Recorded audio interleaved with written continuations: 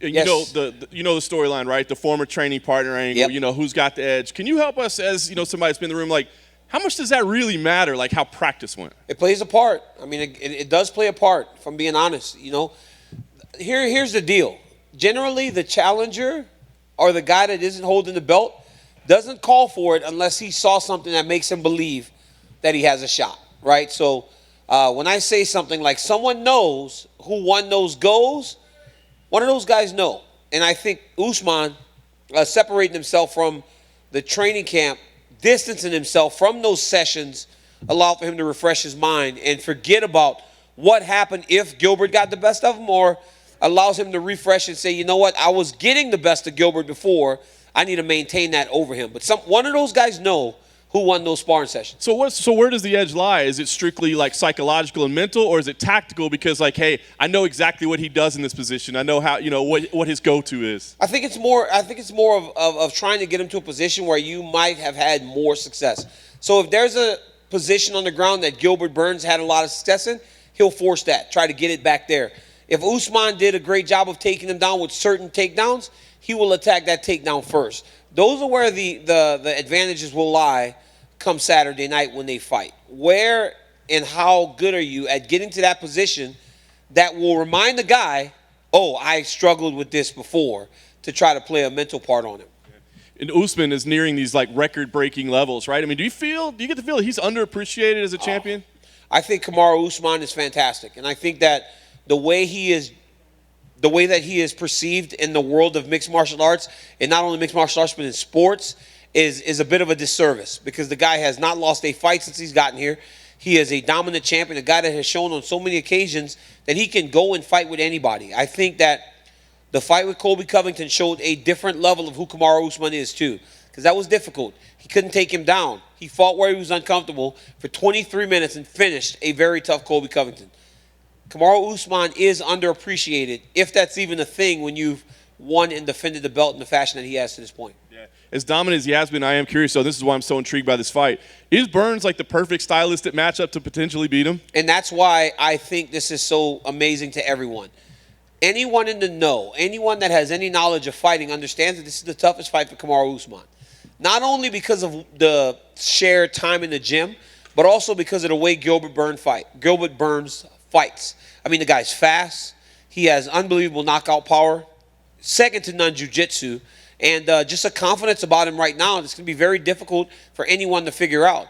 Stylistically, mentally, physically, Gilbert Burns matches up as well as anyone in the welterweight division, and this is the absolute best fight that the UFC can make at 170 pounds. Yeah, I agree. This has been all about the main event, but is there a fight or a fighter that caught your eye this week, or that you're just most excited to watch? There are some tough fighters on this card. Up and down the card, people are trying to really raise their stock and go to the next level. I think you look in the co-main event, that's a fantastic fight. Macy's been away for a while, and she's fighting Alex Grasso, who looked fantastic since going to 125. Then honestly, I think that Miranda Maverick is, after her debut performance out on Fight Island, has a very tough fight in front of her with Jillian, and it's going to test and show whether or not this young lady is ready to go to the next level. And it's up and down the card. I hear they're yelling in the back their names. Like, I can't list everybody. I don't even know. But a lot of great fighters, a lot of great fights, and I'm excited. I'm excited to be a part of it. Nice. Last thing for me, have you yet, or are you planning on pulling Dana aside and telling him to leave your boy Khabib alone, let the man retire and enjoy himself? You know what, man? I think you continue to, as a promoter, you have to do that, right? We have to understand that as a promoter, you have to get one of the biggest stars in your organization to try to fight, right? So if there is an inkling of a chance, you continue to press down that path. And that's what Dana's doing. One thing I do know, though, if Khabib has his mind set on something, it ain't going to change. I was going to say, do you think there's an inkling of a chance? Because Dana said, he's like, hey, he's taking the meeting, right? He's going to dinner, right? Well, he's constantly going in there, right? So obviously, if he's meeting with him, if he's talking to him, you don't know, right? Because Khabib's respectful. So if Dana White says, let's go to dinner, he will go. So you never know. I don't know what it is. I actually don't spend much time thinking about it at this point. I'm just going to see when it happens, it happens. If it doesn't, it doesn't. We'll just continue to live our relationship as it is. Daniel, over here to you. If We've seen it with John Jones and Rashad. Now we're seeing it with Gilbert and Usman. Is it almost impossible for the champion not to feel a little bit disrespected from a teammate coming to get the belt? Absolutely. I mean, I think anybody that would be a champ and has one of his former teammates saying, I want what you got, is very disrespectful. And it does motivate you to a degree. And I think we saw that with Usman, right? He said something about having the ability to send his daughter to school where he wants to send her, and Gilbert decided he wanted to take that from him. So I think in that sentence, he let you guys know how he's feeling exactly. And that's a little bit disappointing. You said a couple of times that they know who got the better of them in this fight. So for the guy who knows he didn't get the better, what do you do mentally to overcome that? I'll tell you one thing, man. Knowing that, see, here's the difference, right? Here's the difference for me. Because I knew what would happen in the training when I would fight Cain Velasquez, I never challenged him for the title. You understand? Because I didn't know what I could change in order to beat him. So whoever didn't win, it must be close enough to where they feel they could make the necessary changes in order to change the outcome of what was happening in the gym.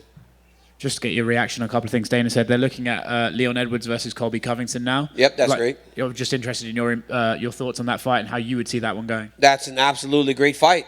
That's going to test Leon in the areas that he struggled with Usman. The last time he lost was to Kamaru, and Kamaru took him down a lot of times, right? Colby will try to take him down a lot of times. If he shows a mass improvement and can beat Colby Covington, then maybe you say, you know what? Him and Usman in a rematch, if Usman wins this weekend, makes sense now. Now we can justify that the result may change. It's a fantastic fight. I still wonder why not Masvidal? Those guys have a lot of history. Masvidal punched him and 2 strikers. But in terms of seeing if Leon Edwards has made the changes to challenge for a title, this is the matchup. From a fan's perspective, probably the matchup with the chicken reference. What do you do with Masvidal now? I don't know. I think, certain guys, like, they get to a certain point in their careers where they kind of pick and choose. Sometimes you end up as the odd man out. So right now, what happens? I mean, Nate Diaz wants to fight again. Maybe you go back down that path. There are options for Jorge Masvidal. And then Dustin Poirier versus Conor McGregor. Looks like that's the one it's going to be. In your mind, how did you see the second one play out, and what do you think could happen in the third one that's different or even the same? Well, Conor had success in round 1 of the second fight, right? But Dustin started to really find his timing and found a real weakness in Conor's game. 4 months, 5 months, I don't know when they're going to fight again, but that is a lot of improvement you need to make in a certain area in terms of McGregor in order to counter those kicks. That's a quick time and a quick turnaround to try to change it. So, dude's got some work to do, but he's got a great camp behind him. And but man, Dustin Poirier is a dog. He said it. He said, I don't love doing this no more, but I'm an absolute dog. And he'll be ready to fight again. Last one from me. John asked if you're going to ask Dana to leave Khabib alone. Are you going to ask him to leave Ariel alone? Oh, no, that's not my business. I tell those guys all the time, that's between you. Listen, Ariel's my guy, right? We don't all have to have the same friends. But he's my guy, and I enjoy doing my show with him and everything. So they've never asked you to play Peacemaker, DC? Ever? Who? Between Ariel. those guys? No. I told them I don't want to deal with that. I don't deal with any of that. Listen, man, those guys had a great relationship in the past, so something must have happened to change it, but that's on them. All I can take care of is my relationship with the guy. I listen to you every Monday. What's more annoying, the promo code never being DC or the fact that he has a new holiday every week? Well, the holiday thing the holiday bit's pretty funny. I like it. Now, granted, listen to this. The holiday bit has now become a thing. Because on SportsCenter now they're doing holidays. I'm like, you guys stole our deal? Like, so they're stealing our deal on SportsCenter. So it's fun. It's a fun show. I enjoy it. I enjoy being able to do all the stuff that I love so much. So it's good. Real quick, what's more likely to happen? Ariel talks to Khabib again or Ariel talks to Dana again? I think when you look back on Dana and Ariel's relationship, that would probably be the one that would come together because they had a good relationship in the past. But again, I can't really speak to those guys' relationship. That's on them. I can only maintain my relationship with the boss and then my relationship with Ariel and opposed from each other. And those, to me, are good. Thank you. No problem. Over here, other side. One more. Okay, one more. Okay. Yeah, last one. What's going through your head when you see 43-year-old Tom Brady win his 7th ring? Absolutely nothing. How much I'm enjoying retirement.